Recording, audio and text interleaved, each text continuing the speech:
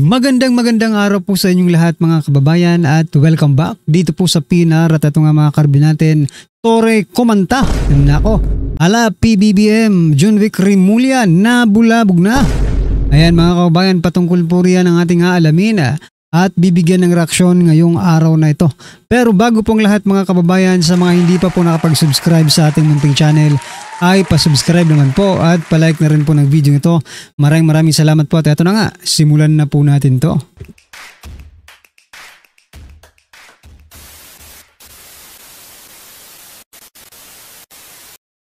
So yan mga kababayan, bago po natin muling i-play ang video ito, pasadahan po muna natin ang mga nagte-trending na mga balita dito po sa mundo ng social media at unahin na po natin to. Nako, eto mga kababayan, no? Yan mga karibi natin, President Bongbong Marcos Jr. Replaced Digong's Build with Build Better More. Result, trillion flood control corruption, 22 classrooms in 2025. Ayan. Ito pala ang kanilang pinagmamalaki na Build Better More. Ayan, baka more lang, more on corruption, di ba? Ano po ang masasabi niyo diyan mga kababayan? Ako, comparing Build ni President ni President Duterte dito po sa Build Better More ni PBBM. Alin kaya ang mas may resulta? Mas masasabi nating makatao, at masasabi nating productive, di ba? Na build yan, or Build Better More. Ayan mga kabayan, i-comment nyo na lang. Obviously naman, di ba? Napaka-obvious naman ng tanong ko. Talagang wala sa kalingkingan itong Build Better More ni President Bongbong Marcos Jr. Pero eto may mga vloggers pa rin po na hanggang ngayon ay nagbubulag-bulagan at hanggang ngayon po ay hindi pa rin po nakikita yung mga nangyayari ngayon. Sinisisi pa rin nila yung nakaraang administrasyon. Eto ngayon, magsalita kayo dito. Trillion na po ang pinag-uusapan dito sa flood control corruption. At sa classrooms naman po, 22 lang ang pinag-uusapan. Anyway, ano pong inyong masasabi dyan mga kababayan, i-comment nyo na lang po. At eto, pasadahan din po natin itong si Raffy Tulfo, Senator Raffy Tulfo. Sabi niya dito kay PBBM, ang gusto ko kay PBBM, hindi siya naninisi. Aba, talaga ba? Muling nag-viral sa social media ang isang lumang pahayag ni Senator Raffy Tulfo kung saan pinuri niya. Ayan mga kababayan, pinuri po pinuri niya ang si Pangulong Ferdinand Bongbong Marcos Jr. dahil umano sa pagiging kalmado at hindi panisi sa mga problemang minana ng kanyang administrasyon. Ayan, minana talaga, hindi kayo gumagawa ng problema. Talagang minana nyo lang, no? Minana lang po nila yung mga problemang kinahaharap nila ngayon. Sa bagay, magandang mindset yan para hindi kayo masyadong mamroblema, no? Pero kung taong bayan po ang tatanungin, tama ba? Minana nila o sila mismo ang gumawa ng sarili nilang problema? At tama po ba mga kababayan na hindi raw naninisi ang administrasyong ito? Talaga ba? Halos nga lahat ng issue na kinahaharap nila, laging Duterte ang sumasalo. Di ba? Laging Duterte po ang sumasalo sa mga problemang, sa mga issue na sila naman ang gumagawa. Anyway, eto pa magaling siyang pinuno. He was doing an excellent job. Sabi po yan ni Senator Raffy Tulfo. Yan mga kababayan, ano po ang inyong masasabi dyan? Doing an excellent job. Ibig sabihin ba, talagang ano to? Pinaka the best ng the best mga kabayan, di ba? Si President Bongbong Marcos Jr. Ang problema, naniniwala ba kayo? Dito sa pinagsasabi ni Erwin Tulfo. Ito nga ang nakikita ko, baka nakikinabang itong si Tulfo Di ba? Baka nakikinabang po si Erwin Tulfo dito po sa ginagawa ng administrasyong ito. Kaya siya din ay panay ang papuri, no? Depensa sa administrasyong ito. Para, di ba? Parang si Erwin Tulfo lang din. Parang si Senator Erwin Tulfo, di ba? They can bend the law to please the master. The people pala. Okay? Ano pong masasabi nyo dyan mga kabayan? I-comment nyo na lang. At eto, sabi po dito ni Lucas Bersamin, Executive Secretary, hindi basta-basta inilalabas ang salin. Hindi natin maaaring basta payagan ang walang habas na pag-access sa mga salin. Tandaan na naglalaman ito ng mga detalye ng maaaring makapahamak sa seguridad at kaligtasan ng mga opisyal ng gobyerno. Pero wala kayong magagawa, di ba? Because eto nga tingnan nyo sa dami-dami po mga nagdaang administrasyon, hindi po nila ino-open yung salin. Bakit? No? The corruption is not rampant, no? Kaya pang tiisin ng taong bayan. Sige, wag niyo munang ilabas yung salin ninyo. Kaya pa naman namin, no? Pero ngayon talaga trillions na po. Trillion na ang pinag-uusapan. Sino ang hindi sasabi na ilabas niyo na ang salin ninyo? Pakita niyo sa taong bayan, di ba? Yun yung pinupoint out ko dito. Because the corruption is rampant. Malawakan po ang korupsyon, kaya kailangan na po ang salin ninyo. Baka mamaya nandyan lang po sa inyong mga accounts, di ba? Yung mga tax ng Pilipino. Yun ang hindi mo nakikita siguro sa Bersamin, di ba? Bakit noon? Kasi walang korupsyon. Mayroon man pero hindi gaanong talamak, di ba? Pero ngayon, coming from the higher ups, mga kabayan, down to the tanod, baka may corruption yan. Di ba? Yun ang isipin natin. Dahil po, oo nga, hindi basta-basta nilalabas yan. But because of the corruption, talamak na corruption, malawakang corruption sa panahon ngayon, yan, mapipilitan kayo dahil yun po ang hinihingi ng taong bayan. Di ba? Ano pong masasabi niyo dyan? I-comment nyo na lang at eto. Last po natin pag-uusapan, ito namang si Lacson. Isang witness ang ilalabas namin na magugulat ang lahat. Ayan. Salamat sa pagtitiwala muli sa akin ng aking mga kapwa senador at muli akong nahalal na chair ng Blue Ribbon sa pagdinig na gagawin sa namin sa November 13. Isang witness ang inimbitahan ko at iprepresenta na magugulat ang lahat at magbibigay linaw siya ang susi para mapabilis ang investigasyon sa kanyang paglutang. Malamang matatahimik ang taong bayan. Ito wag lang sanang si Romualdez yan. Okay? O baka si Saldico yan. Diba? Si Saldico ba yan or si Romualdez? Kasi si Romualdez nag-witness na sa ICI.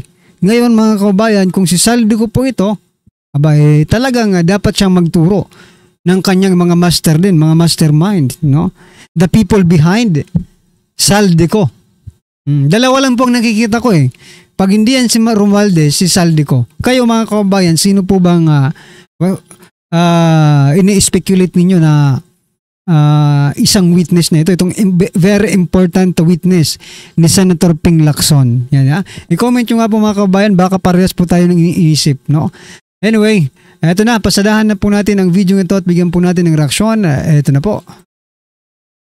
Bigyan natin ng opinion, reaction ngayon itong post ng MD TV channel. Pahayag ito ni General Nicolas Torre.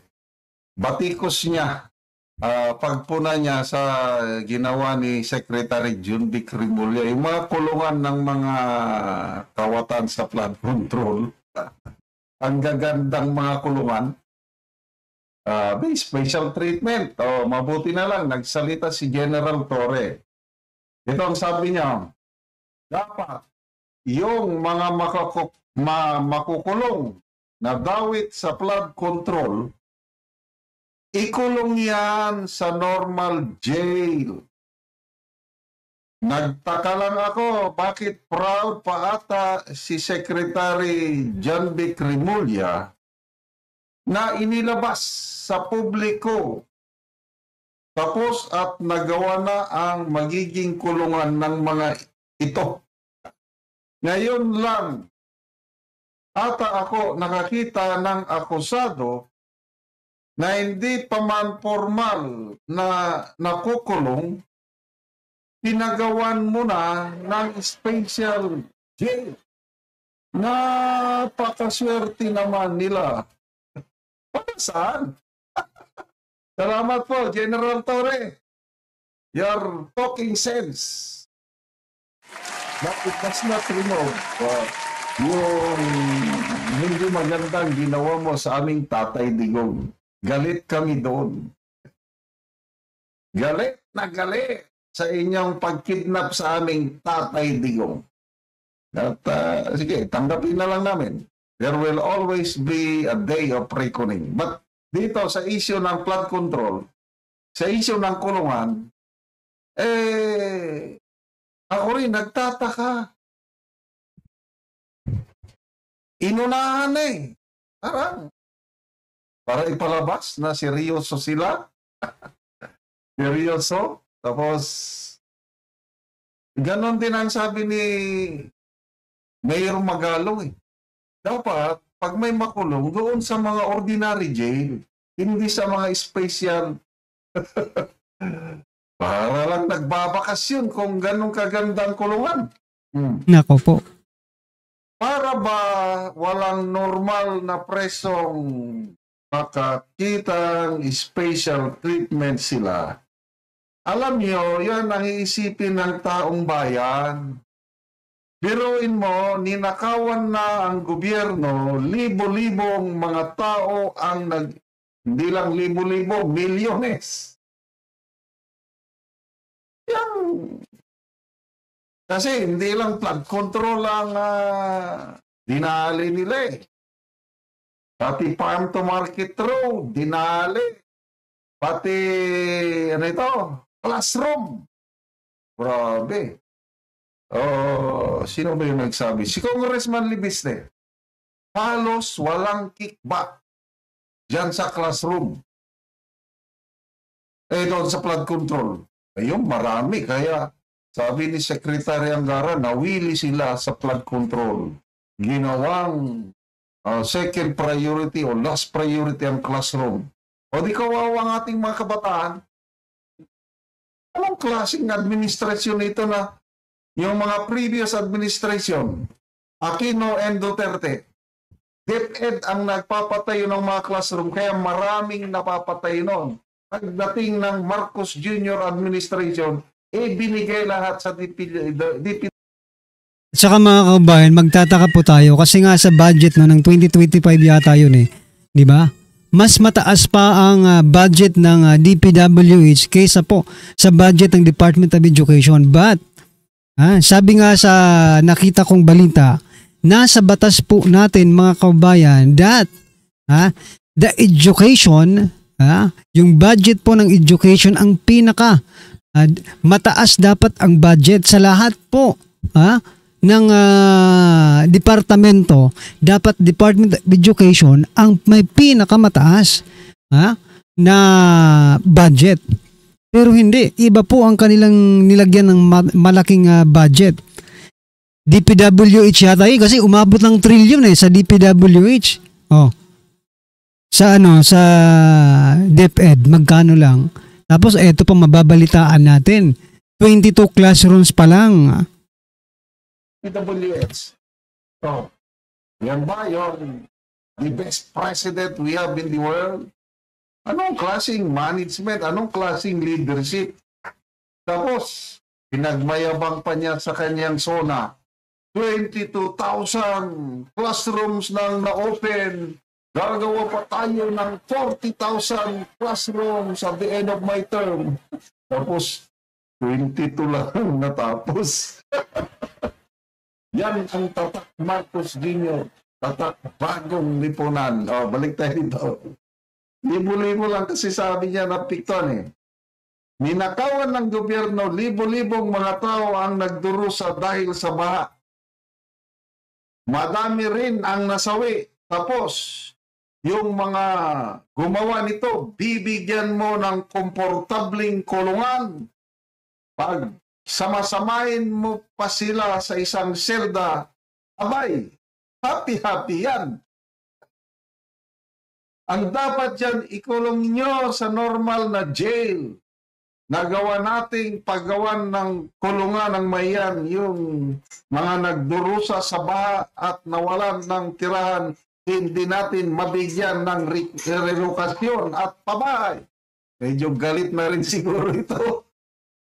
Salamat, General Torres. Ito mga kababayan, napansin ko lang din ngayon medyo ano na si Torre, medyo nagsasalita na no against the government. Isa lang pong nakikita ko dito, no? Kasi nilaglag po siya ng Marcos administration. Biruin mo, ilang buwan lang siyang naging PNP chief sa kabila ng ginawa niya, para sa administrasyong ito. Malaki po ang ginampanan niyang tungkulin, Diyan po sa pagka-aresto kay former President Duterte, di ba? Tapos ganun lang, ilang buwan lang, eto, kick out ka na bilang chief PNP. Di ba? Sino ang hindi magagalit diyan? Ngayon, wag po tayong magpanala sa mga ginagawa ni General Torre, mga kababayan, because Torre is speaking in behalf sa kanyang sarili. Hindi po sa behalf in the taong bayan. Hindi po. Yan po ang nakikita ko may sariling interes si Torre, kaya siya ngayon nagsasalita, mga kababayan. Parang kinukuha niya yung damdamin ng Pilipino. Pero sana wag po tayong magpalinlang at wag po nating kalimutan kung ano po ang ginawa niya, ano ang kanyang naging tungkulin sa pagkikidnap kay former President Duterte. Di ba? Anyway mga kababayan, ano po ang inyong opinion, reaksyon patungkol po sa video ito? I-comment nyo na lang po sa baba. Maraming salamat po. Please don't forget to like the video. Maraming salamat po.